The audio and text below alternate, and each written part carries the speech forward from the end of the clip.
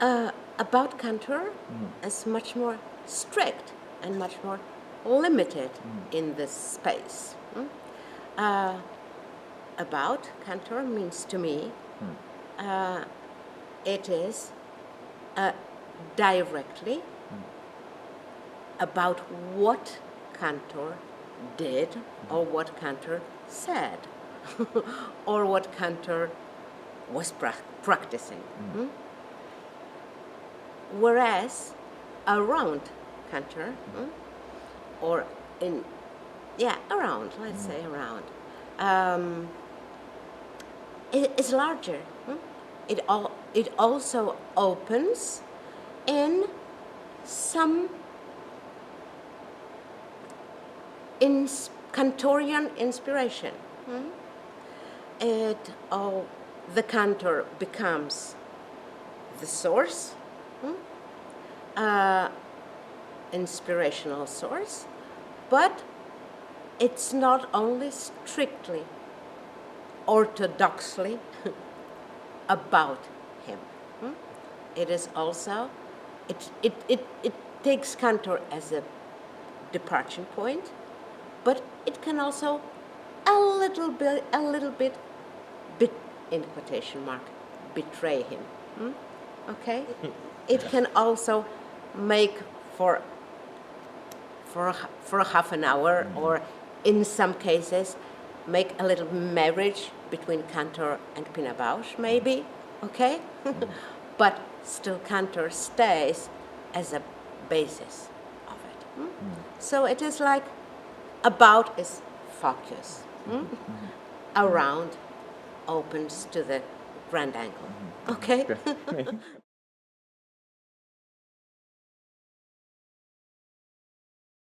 It's actually not. There's nothing private in it. It's really about Polish language, or correctness of Polish language. There is a word przedmiot, which in Polish means object, and that's the word to be. That's the word Kantor would use, and that's the word in Polish to use when you're speaking about objects, tables, computers, whatever. Whereas there is also in Polish the word obiekt, which means actually something slightly different. It still is an object, but it is an object in a special situation. So obiekt in Polish is an object exposed to a public view.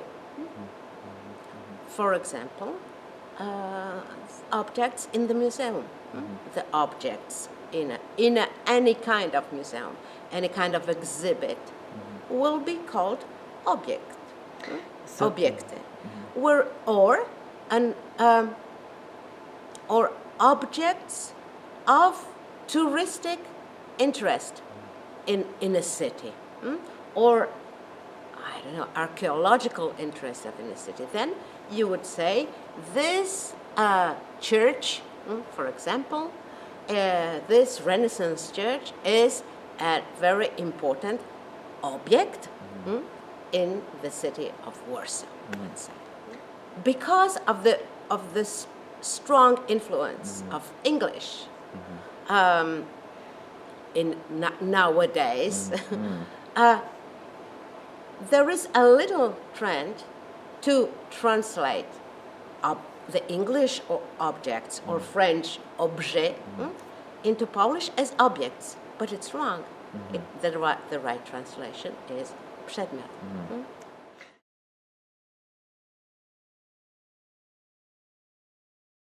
I would say rather, I would say rather of visibility, not hidden. There is no a ranking. It is only about a different situation. Many objects, all objects are przedmiots, but not every przedmiot is an object. to become a przedmiot, to become an object, has to be in some way exposed.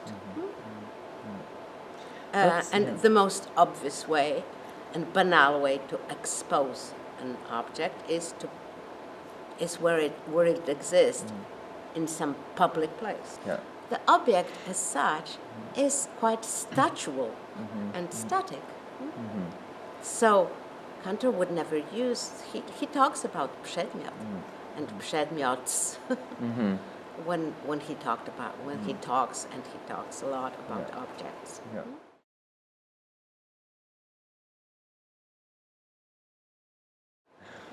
The machine is an object. And it is in the it is included. It is just a subchapter of the object's world. It has only this quality or this particular thing that it has a mechanism. Yeah.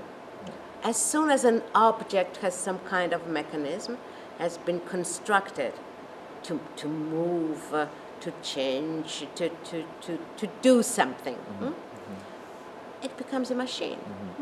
Wonderful. Yeah. Okay.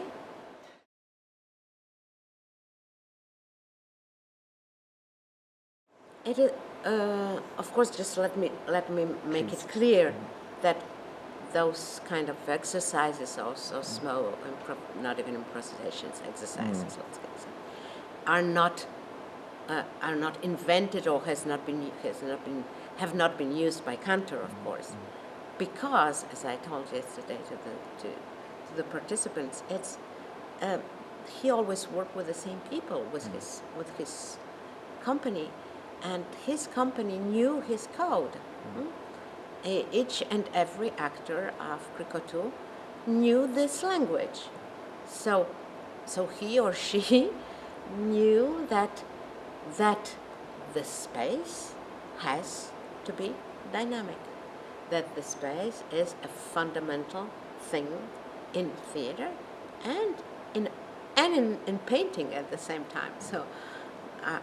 So whatever actually would consider theater considers also the painting. So there is this. The exercise is mine. Let's say I was just trying to, when I started to run workshops, I was trying to find out some ways easy to make the participants or the young actors just to try it in a practical way. What does it mean? What does it mean to make a space alive, to make it dynamic? So the exercise was just about working with the space, and objects in the space. How the different presences of objects in the space, how do they determine or not a dynamic space? A non-dynamic space cannot exist for Kantor. It is unacceptable. A dead space, there is nothing to do with it in art. Yeah. But of course, whereas in painting, it is quite obvious for a painter that on his surface there has to be life, dynamic life, equal life. That's obvious for a painter. It's much less obvious to theater people, because they are quite used to use the space just as a space to be. But it's not like that. The space is in Kantorian, of course, universe. It's not like that. The space is a fundamental element of a theatrical action.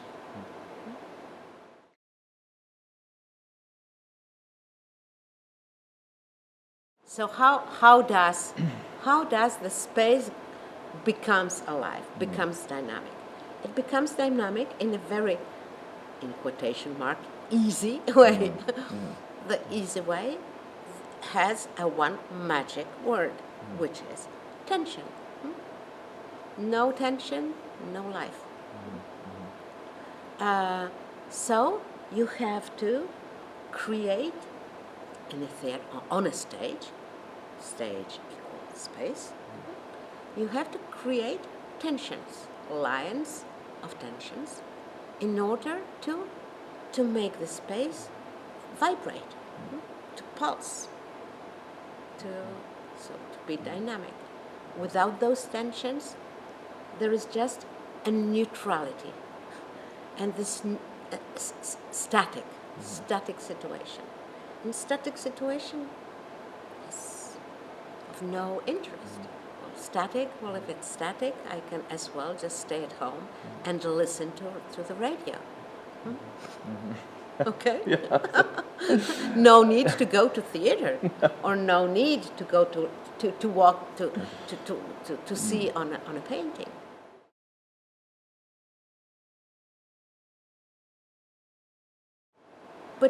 But this is something that will come back every day here until Friday. The non-narrative, the non-naturalistic, the non-illustrative. All summed together, not traditional, conventional theater, but a theater, the Kantorian one, in which governs the rule of autonomous theater, of a theater that is an independent art, and not just a place, a space, stage, of transposing the literature. So that's why non-naturalistic, that's why non-illustrative, because it's not about putting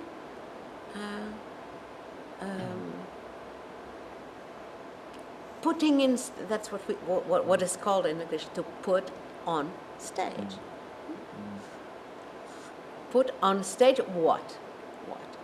A text, or a story, or a biography, which is always still narration.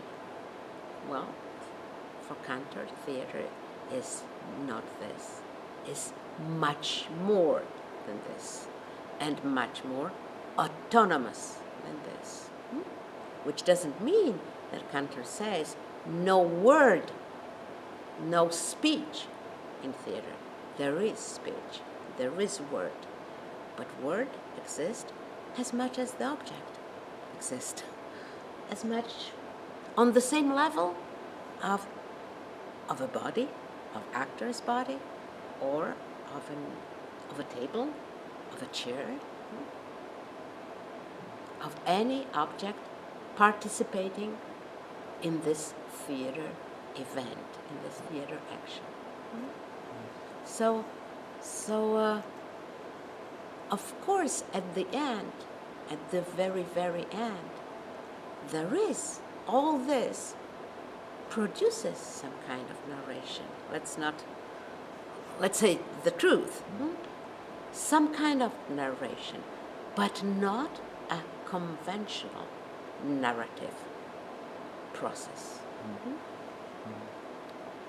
Even the most abstract painting has a narration, but it has nothing to do with a figurative, narrative kind of painting narration or narrative. Okay? Yeah.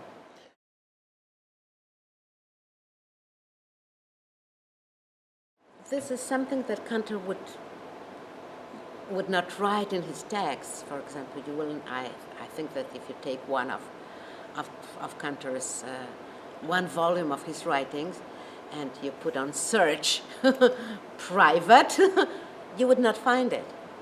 But it was something that he would use very, very often while he was working with his actors. So there is a very, very strict and clear distinction for him between being private from one side or the opposite, being on stage. Being private has nothing to do with intimity. The word private or privately, the adverb privately, is not as synonymous to intimacy. It is synonymous to life, just like normal, everyday life. So, you are private in your life. Life is private.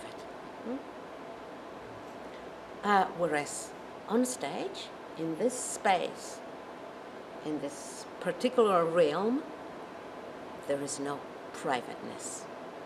There is the art of theater, which has different rules, which doesn't have the logic of the everyday life.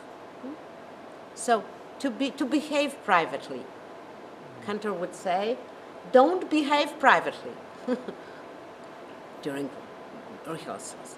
It just meant, don't be as you usually are in your normal everyday life. Be on stage, play. And playing doesn't have the same rules and the same laws than just living. You don't do a movement, a gesture on the stage the same way that you're doing it in your life. That's like ABC. Maybe it looks like for the audience, for a spectator, while he or she watches an actor. And very often you can hear a spectator saying, wow, this is really great, the way he or she performs. It just looks so real. But actually, it's not real at all. For example, just a stupid, banal thing. If you would do, just showing something, I'm showing you. I'm pointing a finger on you. If I do it the same way I do it in my private, equal everyday life as I do in that kind of realm and reality, if I do it the same way on the stage, you will never see it. It would not be visible enough. So on stage, you have to make your movements more articulated, more clear, so they can be seen. That's like ABC, the banality of theater. So that's the difference between the private here. Private is your baskets, your clothes, the way of being and the way of existing in the everyday life. This is not supposed to be just transposed here, to be just taken and reproduced here. Theater is not about that. Okay, theater and its space have different laws.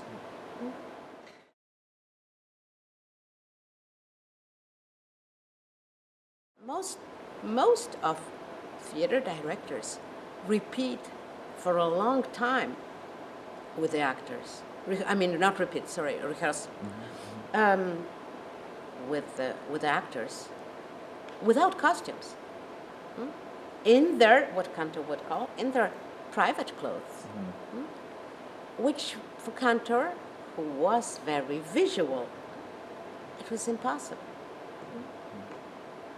It was out of question. In the very moment that you start to use this theatrical space, which the stage is, you have to change. Because you with the shoes of your let's say character or your figure, you walk differently than with your private shoes. Okay? If you get one thing is your clothes that you're used to, in which you feel very everyday life comfortably. Another thing is a costume. It already puts you in a different innerly and physically. It's not so much about the inner emotion, but it is about the physical. Okay?